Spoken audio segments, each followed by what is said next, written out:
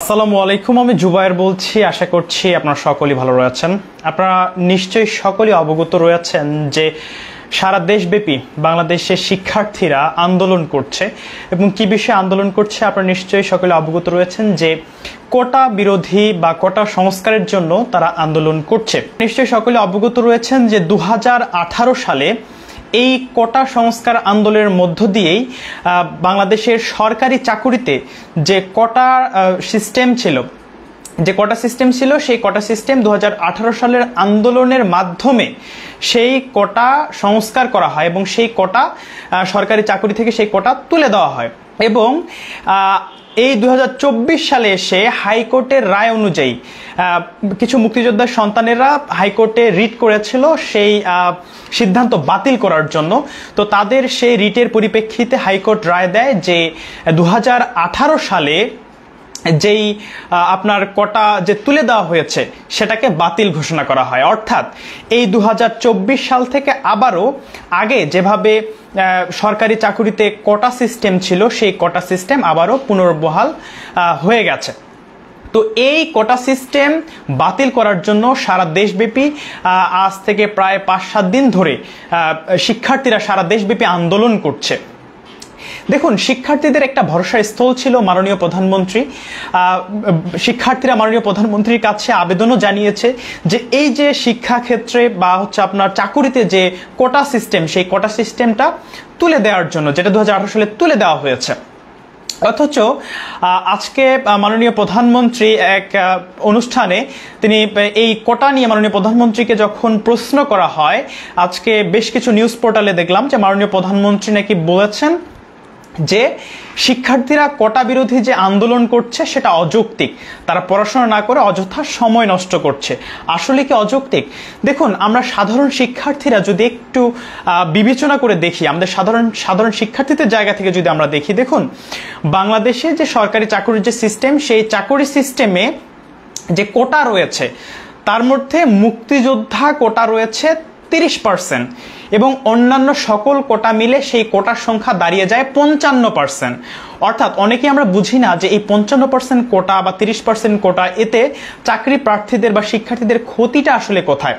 দেখুন, যদি 55% সকল কোটা মিলে যদি 55% কোটা হয়ে থাকে তাহলে কি হবে? ধরুন সরকার 100 জন আপনার চাকুরিজীবী নিয়োগ দিবেন, কোন চাকুরিতে 100 জন নিবেন, সেখানে ওই 55 জনের সিট বরাদ্দ থাকবে, কারণ সেই কোটা রয়েছে। যাদের কোটা রয়েছে শুধু তাদের জন্যই ওই 100টা সিটের মধ্যে 55টা সিট বা 55টা চাকুরি তাদের জন্যই শুধু বরাদ্দ থাকবে। আর বাকি থাকবে তাহলে কতটি? 45টি। এই 45টিতে সাধারণ শিক্ষার্থীরা যারা আছে তারা মেধা দিয়ে লড়াই করে এই 45টিতে তারা আপনার চাকুরি পাবে।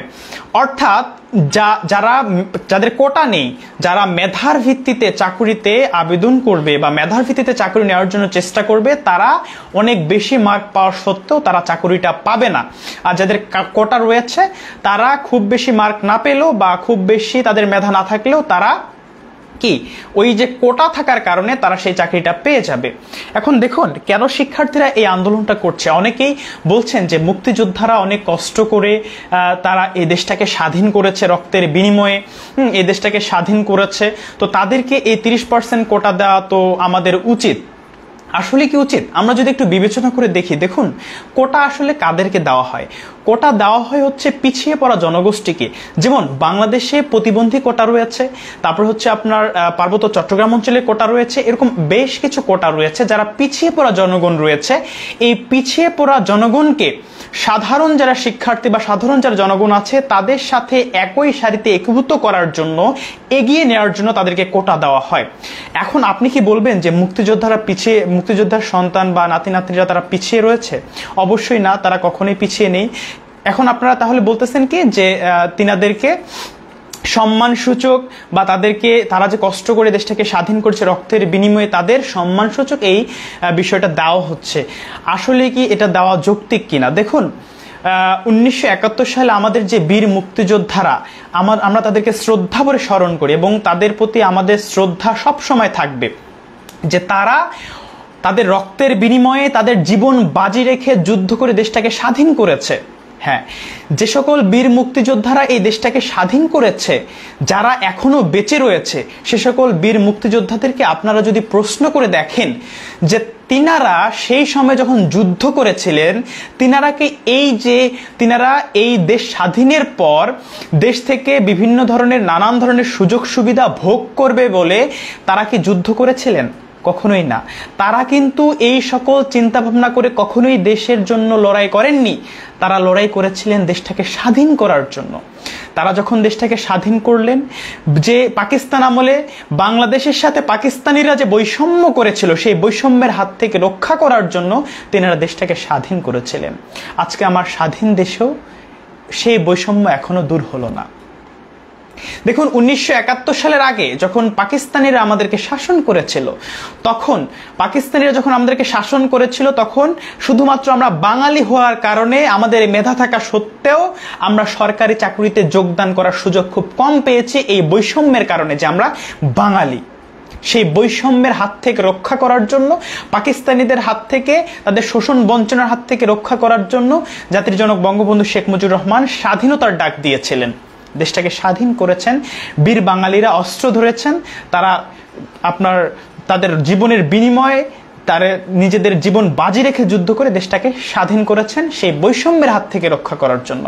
কিন্তু আজকে স্বাধীনতার এত বছর পার হয়ে যাওয়ার পরেও আমরা সেই বৈষম্য থেকেই এখনো রেহাই পেলাম না। দেখুন, এই কোটা সিস্টেম থাকলে আসলে দেশের ক্ষতিটা কোথায়? কোটা সিস্টেম থাকলে দেশের ক্ষতিটা সেই জায়গায়, যখন কোটার ভিত্তিতে চাকুরিতে নিয়োগ দেওয়া হবে, মেধার ভিত্তিতে দেওয়া হবে না, তখন যেই প্রতিষ্ঠানে তাদেরকে চাকুরি দেওয়া হবে সেই প্রতিষ্ঠান প্রোডাক্টিভিটি হারাবে। কারণ তাদেরকে কোটার বিনিময়ে চাকরি দেওয়া হয়েছে, তাদেরকে মেধার বিনিময়ে চাকরি দেওয়া হয়নি। একটি মেধাবী শিক্ষার্থীকে সেই জায়গায় চাকরির সুযোগ দিলে সে তার মেধা খাটিয়ে দেশটার জন্য যা করতে পারত, সে সেই সুযোগটা পাচ্ছে না। তাহলে কি হচ্ছে? সামগ্রিকভাবে আমাদের দেশটা অর্থনৈতিকভাবে পিছিয়ে পড়ছে, দেশটা অগ্রগতি হারাচ্ছে, দেশটা তার অগ্রগতি হওয়ার কথা ছিল সেই অগ্রগতি হচ্ছে না এই কোটা সিস্টেম থাকার কারণে। আবার আরেকটা বিষয় বিবেচনা করে দেখুন যে স্বাধীনতার এত বছর পরে এসেও এই কোটা সিস্টেমটা রাখা আসলে কতটা যৌক্তিক। 1971 সালে বীর মুক্তিযোদ্ধারা যুদ্ধ করেছেন, তিনাদেরকে বাংলাদেশ সরকার মোটামুটি যতটুকুই সহযোগিতা করেন, তাদেরকে যে মুক্তিযোদ্ধা সম্মানী দেওয়া হয়, আদার্স নানান ধরনের সহযোগিতা করা হয়, আমরা সেটাকে রেসপেক্ট করি এবং আমরা চাই যে তাদেরকে আরও সুযোগ সুবিধা দেওয়া হোক। কিন্তু তাই বলে আজকে স্বাধীনতার এত বছর পার হয়ে যাওয়ার পরেও মুক্তিযোদ্ধারা, তেনাদেরকে সুযোগ সুবিধা দেওয়া হয়েছে, আমরা রেসপেক্ট করি, তাদেরকে আরও সুযোগ সুবিধা দেওয়া হোক, তাদের সন্তানদেরকে দেওয়া হয়েছে, আরও দেওয়া হোক। কিন্তু তাই বলে নাতিপুতিদেরকেও যে সেই সুযোগ সুবিধাটা ভোগ করতে হবে, তাও 30% কোটা, এটা আসলে অযৌক্তিক। আমাদের পার্শ্ববর্তী দেশ ভারতেও কিন্তু কোটা সিস্টেম রয়েছে, সেখানে একবার কোটা ব্যবহার করলে সেই কোটা আর দ্বিতীয়বার ব্যবহার করার সুযোগ থাকে না। কিন্তু বাংলাদেশে, একমাত্র পৃথিবীর ইতিহাসে মনে হয় বাংলাদেশে একটি দেশ, যে দেশে এই 55% কোটার ভিত্তিতে নিয়োগ দেওয়া হয়, মেধার ভিত্তিতে দেওয়া হয় না।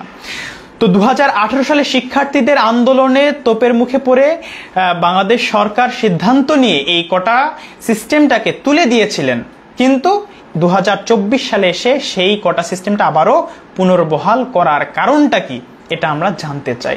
এবং শিক্ষার্থীদের দাবি এই কোটা সিস্টেমটাকে আবারও তুলে দেওয়া হোক, তাহলে শিক্ষার্থীরা তাদের মেধার বিনিময়ে, মেধার ভিত্তিতে চাকরিতে যোগদান করার সুযোগ পাবে।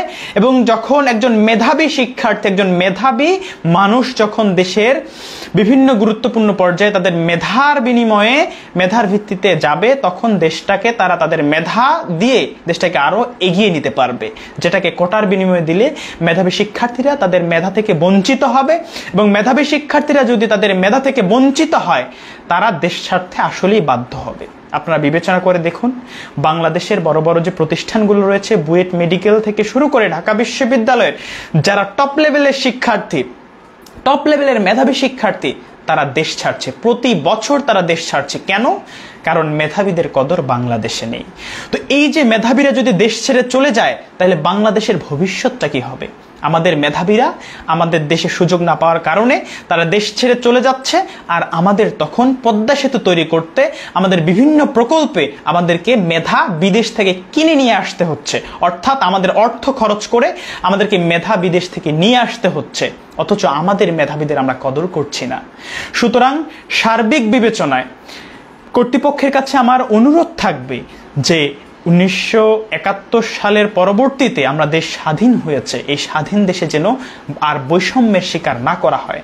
আমরা একটা বৈষম্যহীন সমাজ চাই, আমরা একটি বৈষম্যহীন দেশ চাই, যে বৈষম্যহীন দেশে সবাই তাদের মেধার ভিত্তিতে চাকরি পাওয়ার সুযোগ পাবে, মেধার ভিত্তিতে সব জায়গায় তারা অবস্থান করবে এবং নিজের দেশটাকে তাদের মেধা খাটিয়ে আরো এগিয়ে নিয়ে যাবে।